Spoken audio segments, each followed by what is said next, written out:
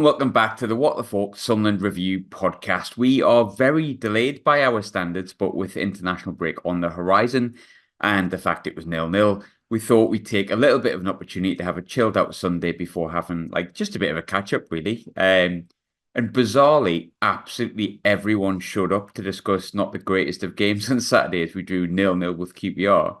And I don't know if we had a shot on target. I don't recall one, but regardless, we're all here to discuss it, and everyone's joined. I don't know which order I'm going to start in, so I'll go in chronological order for what's on my screen. Brad, first and foremost, mate, how are you? Are you okay? All good, mate. Yeah, it's a funny one, isn't it? Probably the most boring game of the season, if not the last two seasons, and we get a full house on the pod. I'm looking forward to this one, actually. I said yesterday it was the worst game since Stoke at home on a Monday night, if anyone remembers that, which was categorically the worst game of football that ever existed. Ever, period. Next up is Ross Black. Ross, how are you? You okay? I am good. To be fair, we'll probably need as many people as we can just so we can get 2 minutes talk of the match out because it was two absolutely awful teams. It's like I was creased. I put a tweet in, a screenshot of a tweet. Sorry, I don't know who it was from. I just seen it saying that it's hard to think that the Sunderland QPR game and the Man United Liverpool game is the same sport because worlds apart, absolutely worlds apart. Apparently so. Dave, like I say, full house here to discuss a 0-0 draw. I don't know what I've done to deserve this love of everyone wanting to come at the same time, but are you well? Great, mate. First time in about 6 weeks we haven't been beaten, so that's why everyone showed up. I mean, what more do you want? Clean sheet. There you go, Bowers. Enjoy that, mate. 0-0, because I thoroughly enjoyed it. I think we got about 7 minutes in, and I was straight in the WhatsApp group saying, hey, I didn't realise there was a pre-season friendly on, because that's exactly how it felt. However, I'd take the big lump up front for QPR next season. Wouldn't mind them. Wouldn't mind them. Nah, I would. I definitely would. It's funny. I don't know how this has happened, but on the forum, we've delved into people who have favorite characters on the podcast now. No one chose me, which is the correct decision, but someone said Dave is their favorite because he always sounds like he's suffering. And I'm pleased to let you all know I think he is. Lee, a man who's not suffering, I don't think, apart from the football club he supports. How are you, mate? You okay? I'm all right, mate. You got to beat, didn't you?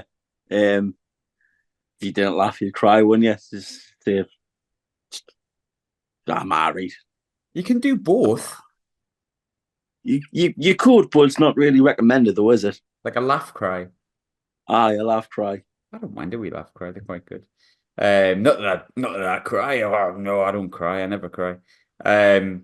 Right. Here we are. Brad, 0-0, home to QPR. Like literally now happened apart from Dan nearly chipped Asmir Begovic from about 100 yards out. So first question, do you want to just patch it off and talk about how lovely it was to see Ahmad score? Or should we be forced to talk about the match because we're a Sunderland podcast? It's up to you. We'll go in your direction. To be fair, mate, I was coming on here to talk about Ahmad. The Ahmad pod is. I'm down in Peterborough at the minute, and I was in the restaurant having my tea and watching the game. And when Ahmad scored, I celebrated. I can't stand Man United, but I'm just a fan of Ahmad. Are you a famad? Oh my word! Yeah, I was more fuming that Ahmad didn't come back out and celebrate after the game than I was angry about us not turning up yesterday. If I want to talk about the game, you've just summed it up, really. Our only attempt was from inside QPR's half, which was where the action all was, really. Inside our own half, sorry. What else happened? Did we clip the bar maybe first half? Aye. Um, It was the we done game our that best. existed. I tell you what, right? I've been very critical of him lately. I will say thank God for Anthony Patterson. Mm-hmm. I'll put it out there, right? And that started first half when Dan Ballard I don't know what he was doing. And can I just say as well, if that was Luke O'Nien, Twitter would have been a melt. That would have been a melt. Like, people would have been slating him. So let's call a spade a spade. Ballard was honking yesterday. Like, he looked running treacle now. I know there's a mitigating factor about his injury. But that pass was atrocious, and he just got taught a bit second half. But yeah, I'm going to give credit where it's due. Thank God for Anthony Patterson, and also thank God that their strikers don't want to score, because it was an open goal and he's hit straight at Patterson. But granted, he's got to get back there and put his body in the way. And same second half, when they put the ball in the centre of the box, and he saved it again. So yeah, I'll give credit where it's due. I've been very critical of him lately. He's kept us in that one. He's prevented it from being 7 on the bounce. So yeah, that's about it for Poch. Yay! There's a lot when you're playing against the team fourth bottom and your man of the match is your goalkeeper, isn't it? I can't even recall much from it, to be honest. I think on Ahmad, yes, that was great, but I suppose I better chat about Sunderland. There's a few people because I think the first time in a long time I kind of popped on my phone just to kind of look at my phone, because I got really bored of the game, if I'm honest with you. I think I was quite tired as well, because I got up at about 6:30 yesterday for the match. But like, I was really bored with the game. But there was a few people online afterwards who actually had like real positives about it. And I don't know if that's like just trying to find positives in the face of adversity, because I thought like Twitter would be a bit more like explosive, if I'm honest with you, and it kind of wasn't. It was a mix of apathy and some people going, well, this was good, that was good, and stuff like that. But so I suppose I better touch on it. I didn't really think I would, because for me, and this is just my own personal opinion, there was very little positives about the game. I thought Pato was really good. I thought 1 or 2 performances were all right, but largely I think it looked like dodgy mixing with the formation again, not knowing what they were doing, not having a shot on target, and really lucky to probably get a point from a really bad QPR team. But that, like I say, that's just my opinion, and there's tons of opinions about Sunderland. So I'll leave this one with you, Ross. People have picked positives out of it. What ones what things did you find positive? It's our first point since February the 10th. I suppose that's one of them. Well, I think Brad covered it well there. Patterson saved us, didn't he? Let's be honest. Ballard was clearly not fit. Nah. Let's be honest, if Luke O'Nien's fit, he doesn't, and Seal's fit, he doesn't play. And right, he was just put in there because we literally had nobody else. Thought Daniel was good. He stood out. And I thought, if I'm really, I'm clutching here, mind at straws, because for the you say it wasn't that mental on Twitter. I think that was just pure apathy, wasn't it, and borderline delusion by some people. I think some people felt really positive and said that they felt I was being a bit negative, and it was, some players played well and stuff like that. But I don't know, the way I viewed the game was like, at point, QPR wasted really good opportunities. We didn't have a shot on target. The formation, the players didn't seem to know what they were doing.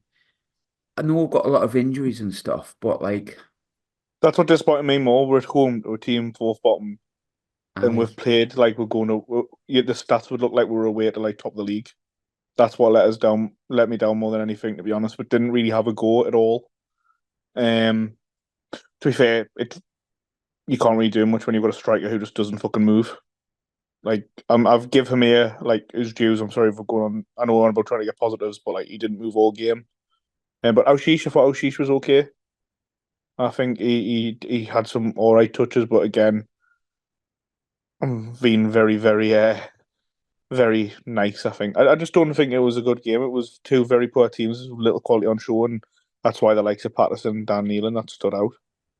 I did think Aushish was all right, and I was talking about this yesterday at the lad next to us, Paul, and I think he's probably been not harshly treated, but I think we kind of forgot that actually he'd been okay, because it felt like after that Ipswich game, he did miss a sitter and he did give away a daft free kick, and that cost us the game. And then, as we remember, Beale came out and kind of like threw him to the wolves a little bit.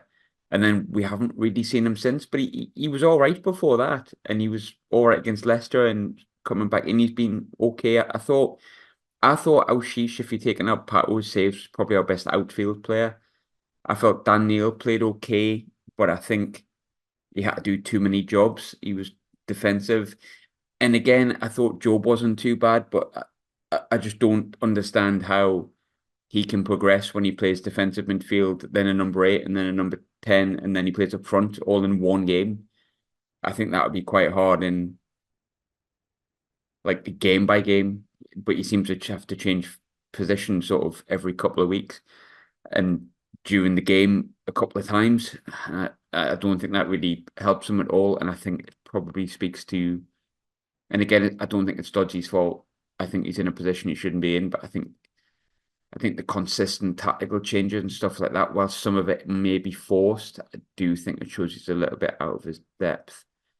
Dave, you came up with a really positive stat last week that we beat Southampton on aggregate. We've definitely beat QPR on aggregate, 3-1, ironically enough. So that's a huge positive, Dave, isn't it? The aggregate score is that we've beat QPR and Southampton, and that's two wins in a row in one way.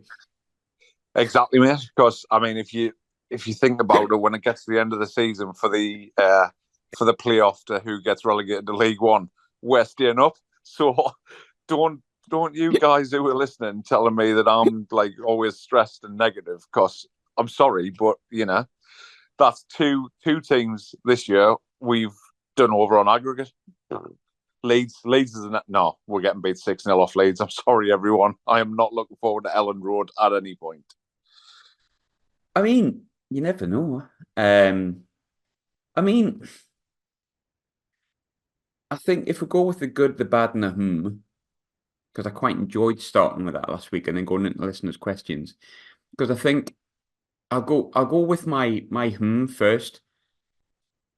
I feel like my is, I think that point's probably going to be enough to keep us up.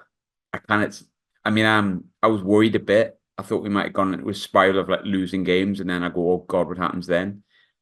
But I think that point, considering who it was against, is I can't see any team catching us, to be honest with you. So that's my which is not really a massive positive, I suppose, which means that a lot of these. It's not a massive positive. It's the most depressing positive I've ever heard in my life.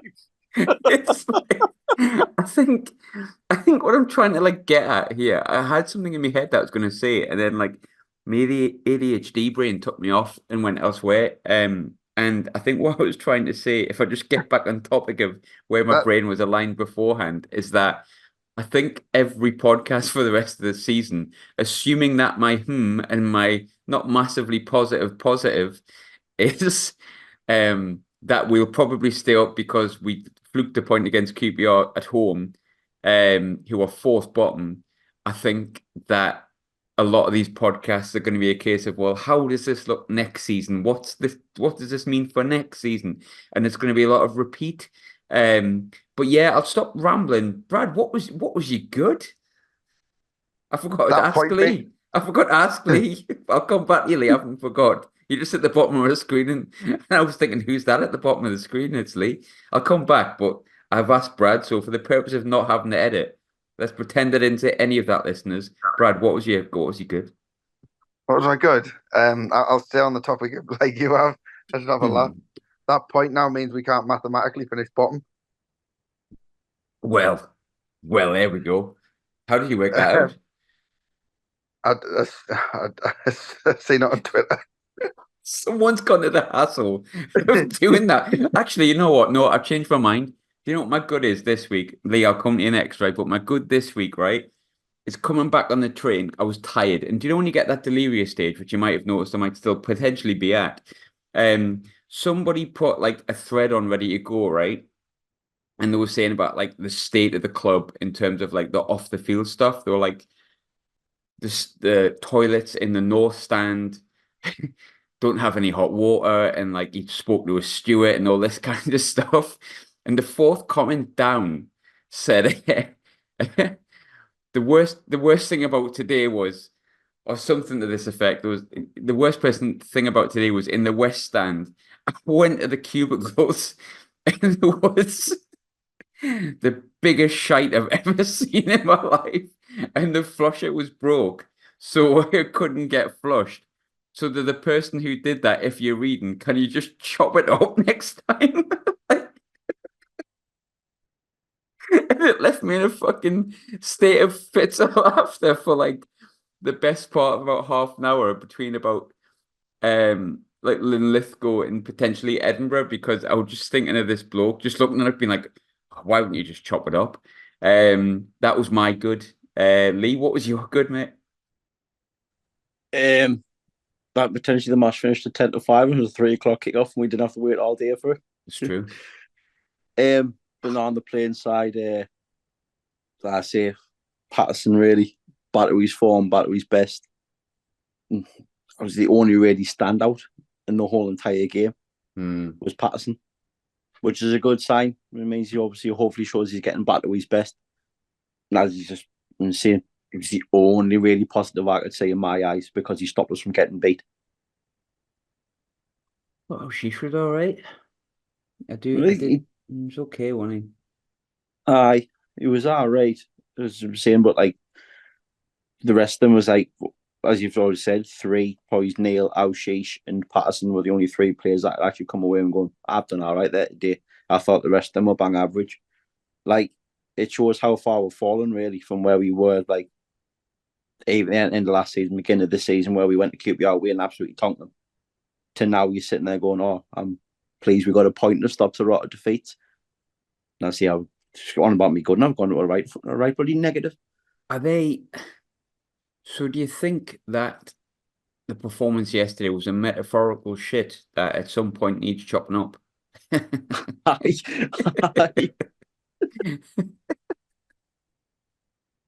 I think you've lost it, mate. Like, I think you've actually gone. I feel like this.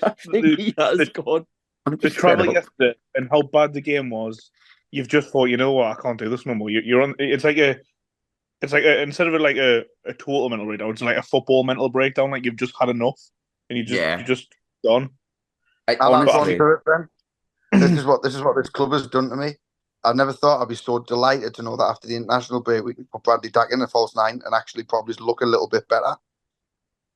I said that yesterday. I said, would you put Bradley Dack in the team? And I says, aye, because like I just think any sort of experience would come in. But you're right in the sense though, like Ross, like I'm having a laugh on that.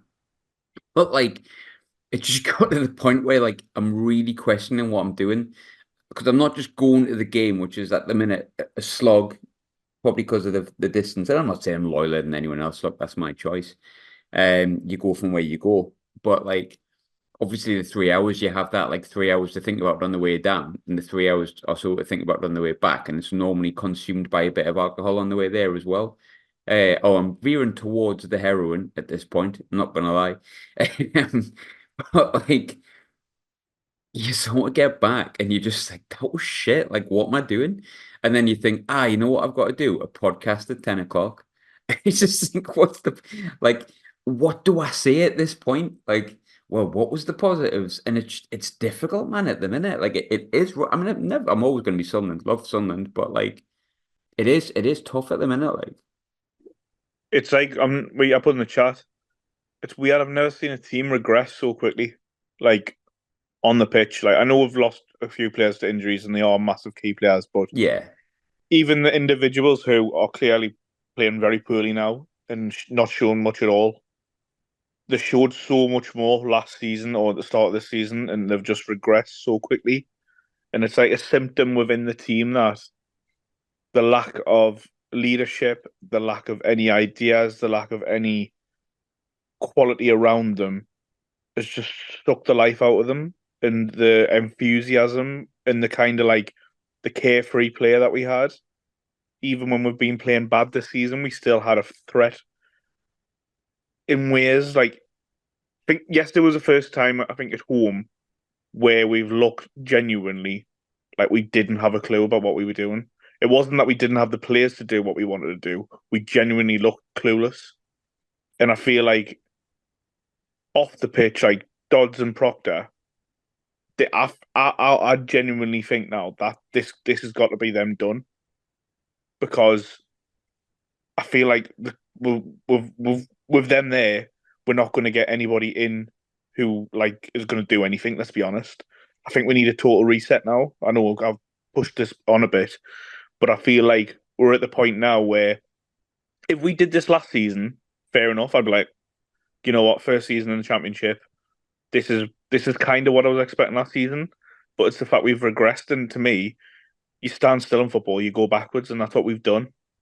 I gave the model a chance. I was like, yeah, you know what, last season it worked really well, but I clearly took for granted the experience, the talent that the players we had within them. It also clearly benefited them young players and helped their performances. But now they've been kind of sold down the river, and I can see why everybody had trepidation now. I can hold my hands up and go, yep, I can see why that happened. But yeah, just to push it on a bit more, I think next, to me, the only way we go forward as a club is a total reset on the pitch. And if rumours are to be believed, then off the pitch too, because if not, we're in a really tricky position. Yeah, and sometimes, be careful what you wish for and all that kind of stuff, and I get it. And I think there is a portion of the fan base that still is really like feel like it's the injuries, the fact that Ahmad elevated us quite a bit last season, but I think there's no real anger I've got towards the players or Mike Dodds or Proctor or anything like that. I think they've been sold right down the river by those further up. I think, yesterday's performance for me was a symptom of, yes, injuries, but B, the way the club's been run for a long time now. And most importantly for me, the recruitment, which I've banged on about for a while, it's left the players on the pitch, the managers in the dugout, even Michael Beale to an extent, without the tools, as Tony Mowbray said, to do the job that he thinks that they need to do. And it's really concerning for me, because I think I can accept sometimes poor performances on the pitch if I think what's going on above them has a plan and an identity. And I know some people don't think this, and you're well within your rights to think that as well. I won't go over all ground. If you listen to this podcast at this point, I'd be surprised if it's the first time you've listened. I think people know my thoughts on it. I'm really concerned about what goes on above, across a multitude of reasons, and I think it goes back a fair while, to be honest. But there's a really good question on what Ross has done to bring that forward. We'll go into listeners' questions, which are just about to. And there's a really good question here, which kind of leads on from what Ross had said. I don't know yet on my opinion on this fully, but you might have a opinion on it, Brad. So one of the questions was really good. The club should let the new coach bring in his own people, even if that means getting rid of Dodds and Proctor. They should get the new head coach in now as well, if they've identified who they want.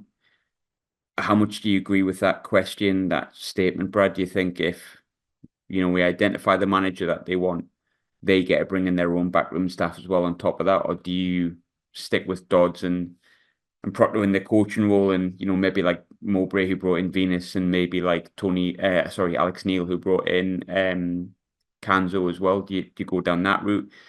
Do you think that we need to gut everything out in terms of the coaching staff and bring in someone new and have a fresh vision? Or do you think we can stick with Dodds and Proctor and bring in a couple of new people, like a new assistant, a new manager, and kind of get back on this alleged road that we felt we were on sort of a year ago or so?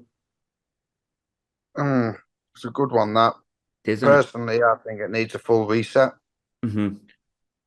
Because I think it's became now, I was a fan of Dodds, and I said give him at the end of the season.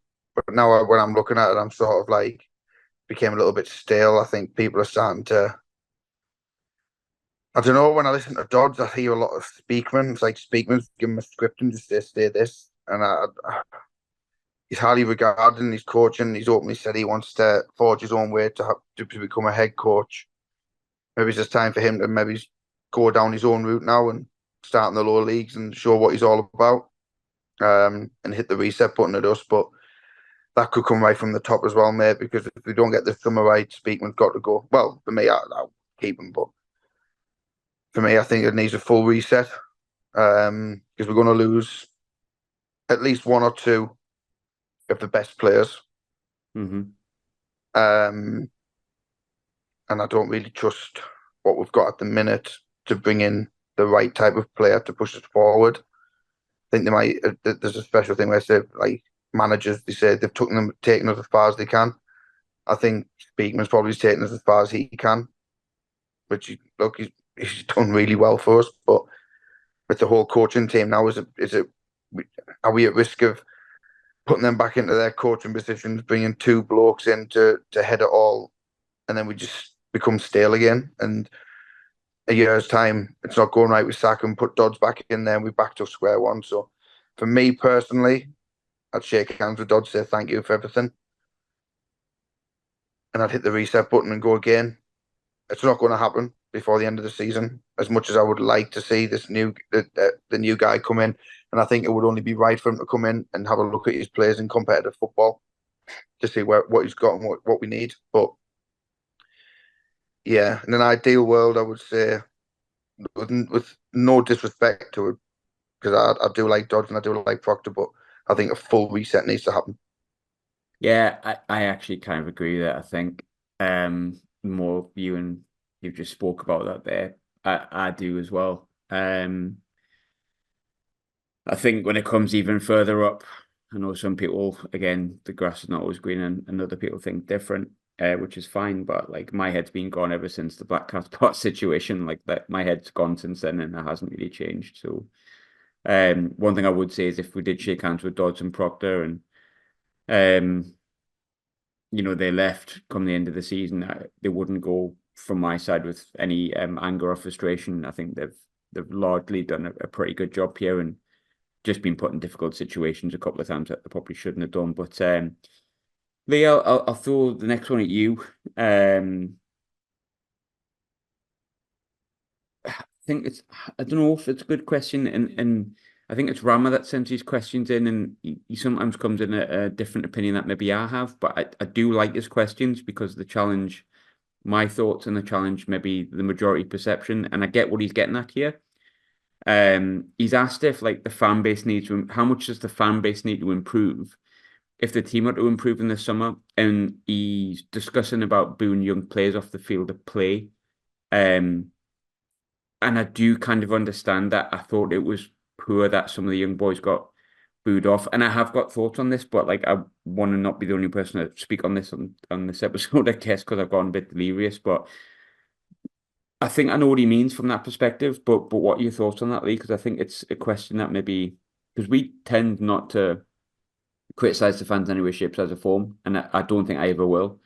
Because I think everyone's entitled to do what they should do, but I kind of understand why booing the young players off would be seen as not great, and I do understand his point. Yeah, he makes a valid point. I don't agree with them getting booed off in any way, shape, or form. You can have a bad game and you can keep, like, obviously everyone's entitled to their opinion, they pay their own money. But regards to the fan, I think that just the fan base just want the best, and we're not stupid, and you see we're not getting the best on and off the field. It's like, personally speaking, the worst thing we possibly could have done was finish sixth last season, because it heightened expectations, not just us, but every fan around, like Sunderland fan around the world. And just say in hindsight, if we finished 11th last season, I don't think the reaction would be as bad as what we would have been now, because we were sitting in the same place, like for progression and stuff. Because it does look like we have gone backwards, which we have. I'm not going to sit there and lie. But regards to the fan base being better, I wouldn't say the fan base needs to be better, because we're still getting 40,000 in every week. And that's after 6 defeats on the bounce. And you guarantee the next home game, I can't remember who it is, after watching that Dross on Saturday, there'll be 40,000 there again. I'd say his point's valid on booing young players off, because it does nothing for them, regardless if they've had a good game or a bad game. It does now for them. But I don't know if the fan base needs to be better, if that makes sense, because it's like we turn up in our numbers both home and away. So there's not much more we can do. We just, as you say, Sunderland fans just call a spade a spade. And if it's not going well on the pitch and off the pitch, we voice the opinions get voiced. And I think it's just, this season especially, has just been one thing and one thing after another, and fans are just getting sick. So you understand frustrations, but I don't know. I wouldn't say they need to be better. I just think they need to. I don't think booing a young player or the team off is the right thing. I really don't. But I think if I'm looking deeper into it, I think I can understand where or why it's happened, even if I don't necessarily agree with it. I think ultimately Sunderland is a place, and I know fans come from elsewhere, such as myself and other fans travel from London and all over the shop. The German Sunderland supporters were over the weekend. But most of the people in that stadium, the majority will be from the northeast. We know the problems that people have at the moment with money and with the cost of living crisis, and football to be able to do that as a luxury. And you've got a lot of people who don't feel it's a luxury; they feel it's a duty, and they haven't really got like I could never not have a season ticket. I'm very lucky that I have the privilege that I can still have a season ticket without feeling like I'm completely out of pocket. There's some people who will put themselves out of pocket to be there. And they're seeing really clear and obvious signs that someone in that football club is letting them down, whether they believe it's the people on the pitch, whether they believe it's the people up above, whether they believe it's something different, someone in the dugout. And the booing and the frustration and the shouting comes from the fact that they've spent money to see this thing that they just love so much, they're so obsessed with. They want to do podcasts on, they want to do forums on, they want to do all these different things, and it consumes their life. And we're all mad for doing it. Every football fan's mad for letting it consume our life the way that it does. But I think if it was as straightforward as they were booing those players because they want to get mad at those players, and that's what they think would make them better, and they don't care about these people, I'd probably fully be against it and be like, yeah, that's bang out. And it still is in a way the wrong thing to do, but I can understand where it comes from, because I think Sunderland fans wear their heart on their sleeve that much, and they say what they think that much because of that. That sometimes you get a really reactive feeling within the stadium. But that comes from, I think ultimately that comes down from they want better for something that they love dearly. And I find it hard to criticize that sometimes. But ultimately, I do agree with Ram, and I'm pleased he's asked the question, because it's not something that I would maybe necessarily have gone on to. And I think ultimately when it comes down to it, I get his point. It's not the right thing to boo the players, because I've said numerous times I don't think it's the right thing to boo the players, because I don't think it's the right thing I don't think it's their fault. We've got a fun one for you, Dave. Do you want a fun question, mate, before we go? Yes, mate. And also, just before you quickly answer that, I just want to stick with this element of positivity from me, because I'm going to try and be a reformed character. But just throw me hat into the ring for a bit of backroom staff job if there's any going at Sunderland in the summer. So I've been having a look. That's delusion, not positivity, mate.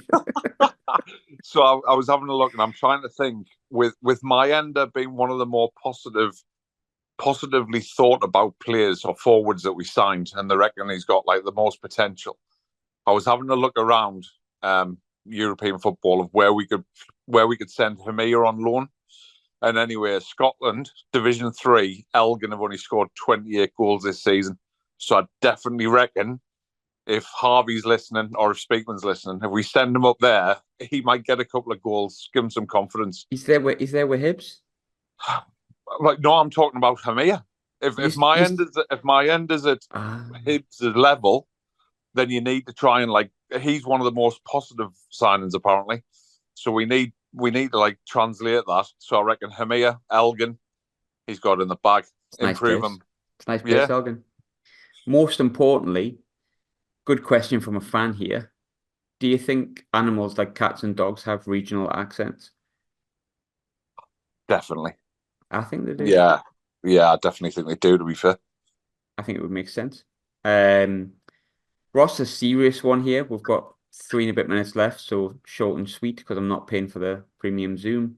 Apart from playing decent football, how do we improve the atmosphere at the stadium light, i.e., say, stand-in, adult section, cheaper booze, move out the away fans? What?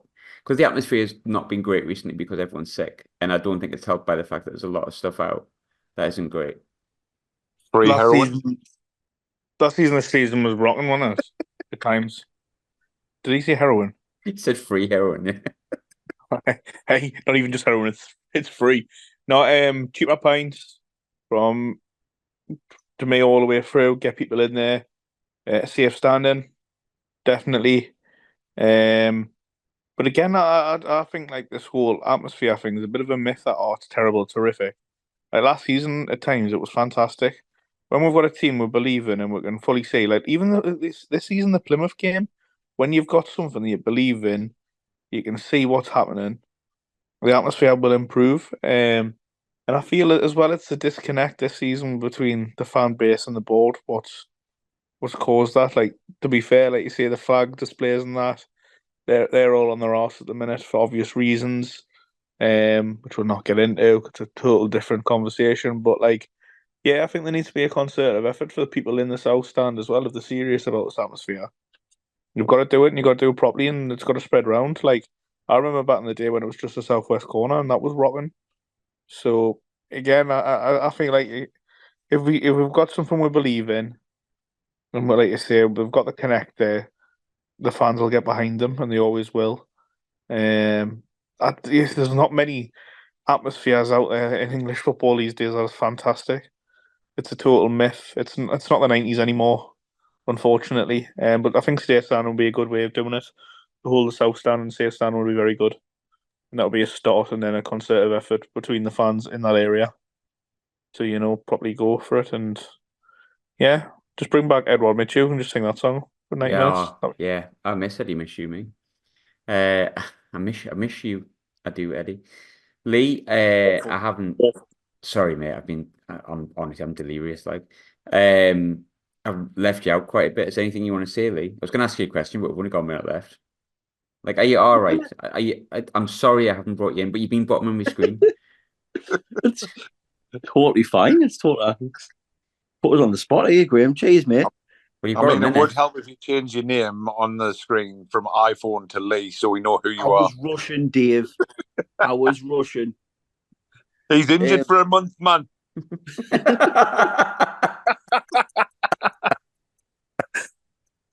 That just sums up how bad the performance was and everything. That's been the highlight of the weekend for me. You saying that Russians out for a week. I tell you what, though, mind. Gotta just as well. Can I just add? You've got 20 seconds, so we can try. Play the young lads. Going old school. Play the younguns. Oh, play the kids. Play the kids. Play the kids. Treat on news. Fucking choice. Someone yesterday went, "Why have I got a season ticket for the under-21s?" And it had me decked for ages. Valid point. Bye, everyone.